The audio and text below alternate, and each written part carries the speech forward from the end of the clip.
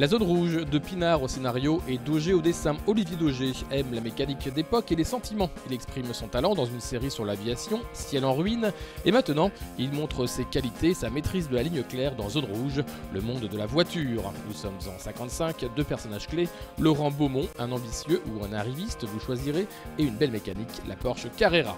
Il était dans la librairie Album il y a peu, rencontre. Alors moi, ce qui m'intéresse, c'est l'univers rétro en fait, essentiellement. Bon, je suis une série aviation, on est dans les années 40, là c'est les années 50.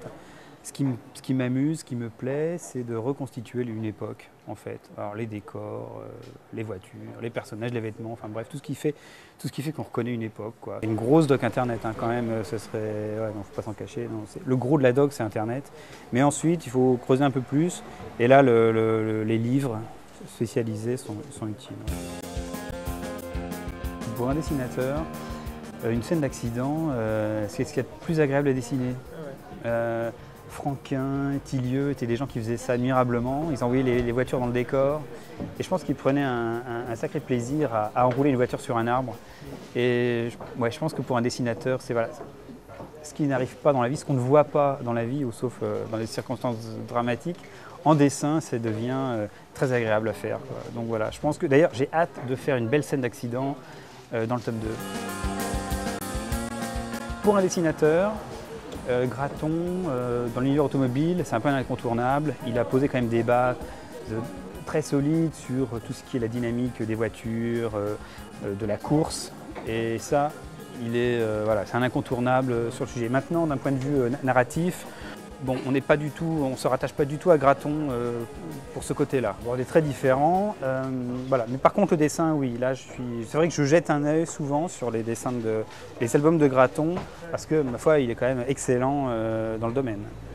D'une voiture, les courbes féminines, ça a souvent été mis en parallèle, mais bon, c'est plus agréable de dessiner une femme avec des formes. Voilà, je pense qu'une voiture, c'est pareil, hein. Une belle ligne, c'est plus agréable qu'une voiture quelconque. C'est peut-être pour ça que beaucoup de dessinateurs aiment dessiner les voitures d'autrefois, parce qu'elles avaient des lignes et des courbes particulièrement agréables à dessiner, voilà, peut-être moins sympa aujourd'hui, quoi. Moi j'utilise des outils pour les ellipses ou des trucs comme ça, voilà. J'essaie de faire en sorte d'avoir des roues avec des ellipses et des courbes réalistes. Voilà, on pourrait les faire à la main, bon, moi j'utilise un outil, voilà.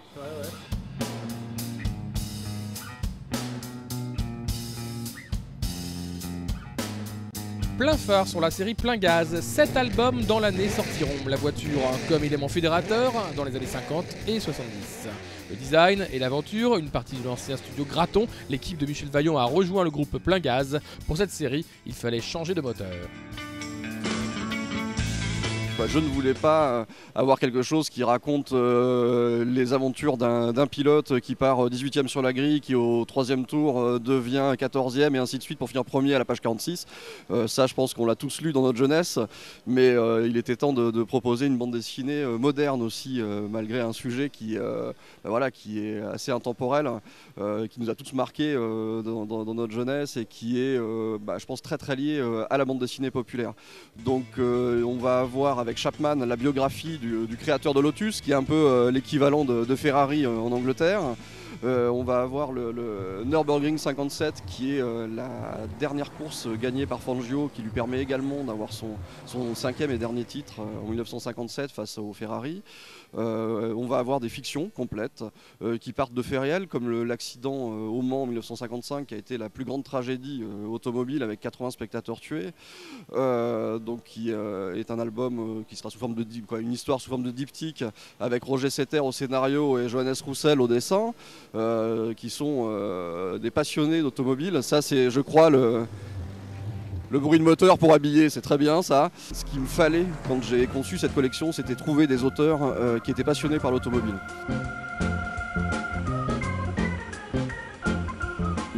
Je dirais avec un mot d'ordre qui est d'avoir quelque chose d'assez réaliste. Je me suis pour l'instant, en tous les cas, interdit d'aborder le sujet sous forme d'humour, parce que je pense qu'il y en a qui le font bien, hein, y compris dans le groupe Glénat avec Paddock ou Tuning Maniacs ou même le sport mécanique vu par Joe Bartim.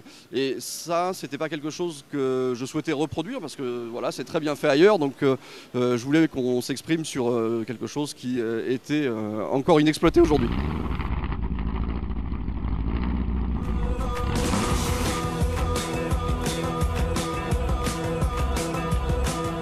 Warnots et Rave ont sorti le tome 2 des Temps Nouveaux aux Lombards dans la collection signée.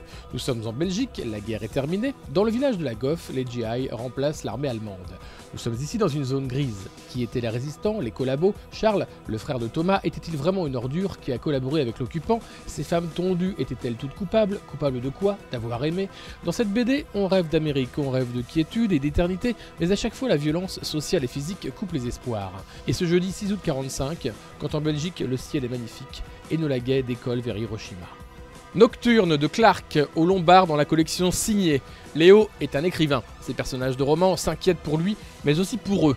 Sans lui, ils n'ont plus d'existence, mais aussi peut-être l'inverse. Un écrivain tel Balzac vit-il sans ses créations? Qui plus est, l'écrivain travaille l'autofiction, ou alors est-ce de la schizophrénie? Une dernière piste, sommes-nous tout simplement plongés dans les affres de la création? Nocturne, un récit troublant, au suspense redoutable.